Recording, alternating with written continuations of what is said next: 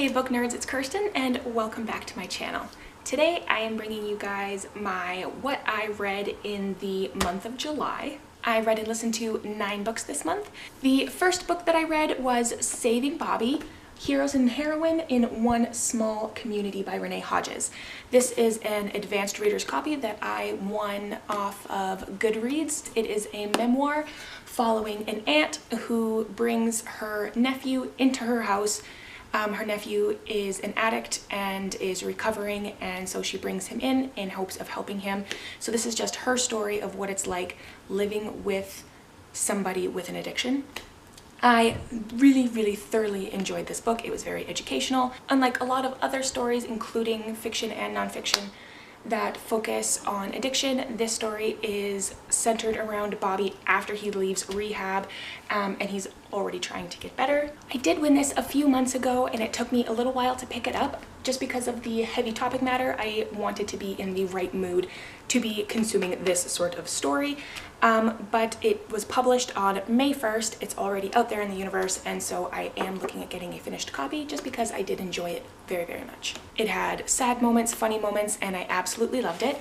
And it came from the author herself, and she personalized and signed it and sent me a little letter as well, which I just thought was so cute. Next, in the month of July, I read Aristotle and Dante Discover the Secrets of the Universe. I absolutely loved it. It was so very cute.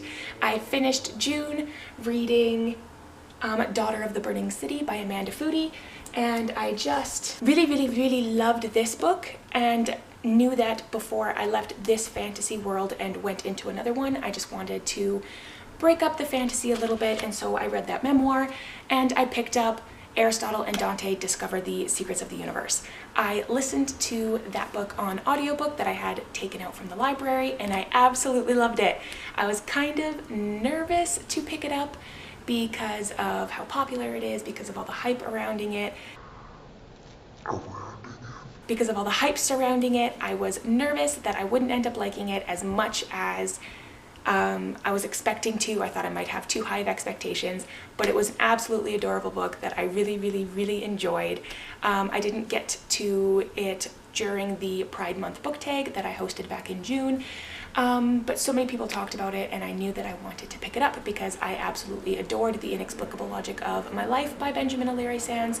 I am very happy that I did finally get around to reading Ari and Dante because it was an adorable book that I just think is very important to the LGBT community. Next, I picked up Ace of Shades by Amanda Foody.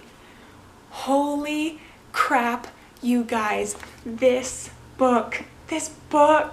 I was planning on filming and posting a review specifically for this book because I loved it so much, but I just got super busy with work and didn't get around to it. And so I'm just going to give you a little bit of a review for it here and now. Like I said, I finished off June with reading Daughter of the Burning City, and I absolutely loved it. So before I was even finished reading it, I went online and ordered my copy of Ace of Shades by the same author. Daughter of the Burning City was Amanda Foody's debut novel, but it was just outstanding. Like, you could not tell that it was a debut. I absolutely loved her world building. Amanda Foody is a goddess when it comes to world building in this sort of fantasy universe. So I already had very high expectations when I picked up Ace of Shades, and I was not disappointed. The characters were absolutely amazing, the diversity was absolutely amazing, but Amanda Foody just so excels at world building. So those of you who don't know, Ace of Shades follows our protagonist N as she travels to the City of Sin hoping to find her mother. In a lot of other reviews, I saw the City of Sin described as Las Vegas, which I definitely understand, but the way that I kind of read it, the way it really felt to me, was almost if Las Vegas had an offshoot, the way that Diagon Alley has an offshoot of Nocturne Alley. The City of Sin in Ace of Shades would be the Nocturne Alley of Las Vegas. It was stunning. The entire city was just so dark and creepy and shady, and I just really loved the world that was built in here. The magic system is very unique and I really liked it. The characters are all very diverse and very strongly written. We follow N as she travels to the City of Sin, and then she comes into contact with Levi, and it was just such a good story. It was so good. I cannot wait for King of Fools. I am sitting here holding my breath waiting for the sequel to come out because I absolutely loved this book and these characters and this entire universe. There's not a whole lot I think that I can say without giving away some of the plot because the plot was just so twisty and dark and unexpected, and I just didn't know which direction we were going or what was going to happen. But I'm just going to say that this was an amazing book, and that if you like fantasy, that you should definitely pick it up because it was beautiful and dark and scary and amazing, and I loved it. And then again, after I left the world of Ace of Shades, I was just so consumed by this entire sort of fantasy world that I knew if I jumped right into another really high fantasy book that it would end up being disappointing to me. So I decided to pick up Meet Cute. It is an anthology of short stories. I also won this book, funnily enough, on Goodreads. I won it back when it was very first published. They were releasing these finished copies on Goodreads before the finished copy was actually released, but it took forever for it to get to me in Canada. I think I only finally got it in like late June, and so I was really excited to pick it up in July. There are stories by Jennifer L. Armentrout, Danielle Clayton, Katie Katungo, Jocelyn Davies, Huntley Fitzpatrick, Nina LaCour, Emery Lord, Catherine McGee, Cass Morgan, Julie Murphy, Meredith Russo, Sarah Shepard, Nicola Yoon, and Ibiza Boy. I was very much looking forward to reading this. There was a lot of hype when it was first released. A lot of people were talking about it, and so I was very excited to pick it up. So some of this was fantasy, some of it was contemporary, and because it is a collection of short stories, it's kind of hard to review as one single book. However, I think this might be my favorite anthology so far. There wasn't a story in it that I disliked. There were some that I liked more than others, but I really did enjoy all of the stories. They were very diverse. I loved that there was a good mix between contemporary fluffy love stories and like kind of thrillery stories, as well as the kind of fantasy make-believe worlds. I really liked so many of these characters, and I would highly suggest it to anybody who wants to read something a little bit light, a little bit fluffy near the end of the summer. And then I picked up Brave Enough. I received an ARC of Brave Enough on NetGalley, so a huge thank you to them and to Flux Books, the publisher, for the early read. I ended up very much enjoying this book. First of all, can we talk about how gorgeous the cover is? Because that is the first thing that drew me in. I think it is just so pretty and the color palette is amazing. So I saw the cover first, was already interested, and then ended up reading the synopsis, and the synopsis definitely drew me in, and I knew it was a book that I was going to want to read whether I received the ARC or not. So this book follows Cassin, who is a ballerina. She is the youngest ballerina at her school. Her mother is the director at the school that she goes to, and so she never really had a say of whether or not she wanted to pick up ballet. It was just something that she was kind of thrown into really early. Up until the point in her life where we start our story, she hasn't had a lot of say in how she's living her life. But we pick up the story and everything sort of changes. We find out that our protagonist has been hiding an injury, and then it ends up being much worse than she or anybody else could have expected because she is diagnosed with cancer.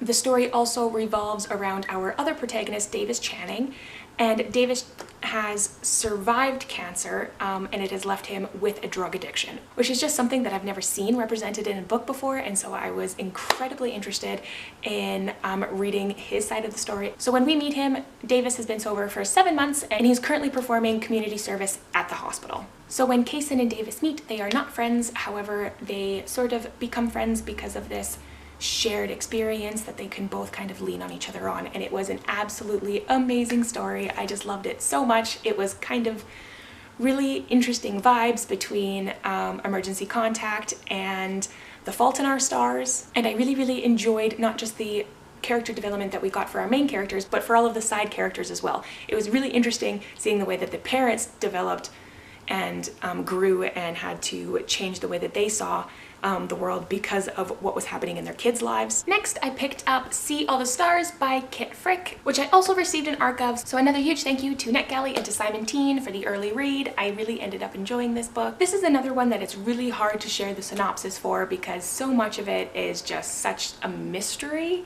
and I don't want to give much away. However, it jumps back and forth between then and now, and we see that this group of friends who is no longer friends in the now, and slowly realize in flashbacks the reason behind this big falling out. So our four main characters are four strong female characters that are all very different and have very diverse sort of personalities. And in the synopsis of the book that was posted on NetGalley, the part that kind of really drew me in was then.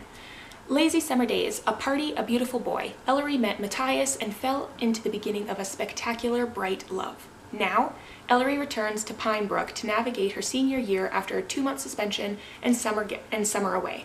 No boyfriend, no friends, no going back, tormented by some and sought out by others, troubled by a mysterious note writer who won't let Ellery forget, and consumed by guilt over her not entirely innocent role in everything and everyone she's lost. Ellery finds that even in the present, the past is everywhere. So the book was just so set up as a mystery that I was very intrigued, even though mysteries and thrillers aren't normally something that I am drawn to. But the synopsis was sort of giving me vibes between Speak by Laurie Halse Anderson and The Female of the Species by Mindy McGinnis. Like I said, I'm not normally drawn to any sort of mystery in a book like that. Like, that's just not a genre that I normally find myself reaching for. But this book was such a great combination of like thrillery suspense with cute contemporary, and I really ended up enjoying it. It was a debut novel, which shows at some points with the pacing. Sometimes there is a lot happening and then it sort of lags, and there are parts that aren't particularly important to the story that we're seeing. However, it was definitely made up for with the character development. Our main characters, Bex, Jenny, Ellery, and Rhett, were all very separate, different characters, and they had me very intrigued in why they were no longer friends. This was definitely a sort of hold your breath kind of read that I would highly suggest if that is something that anybody is looking for. Then, to wrap up the month of July, I picked up the Daughter of Smoke and Bone trilogy by Laini Taylor. I read all of Daughter of Smoke and Bone, Days of Blood and Starlight, and I am almost 3/4 of the way through Dreams of Gods and Monsters. This is a very well-loved and very highly reviewed trilogy in the book community, and it's something that I missed out on during all of the hype when it was popular back when it came out, and so I was definitely looking forward to picking it up. When I picked it up, all that I knew about it was that it was sort of a love story between an angel and a demon. I very much enjoy Laini Taylor's other books. I picked up Strange the Dreamer, and I am highly anticipating Muse of Nightmares, and so I was looking forward to reading some more of her older stories. When I started reading, I ended up feeling a little bit disappointed. I didn't end up enjoying it as much as I was hoping that I would. I think I gave Daughter of Smoke and Bone only like a 3.5 out of 5 stars, but then as the story progressed, as the books progressed, I ended up just enjoying them more and more and more.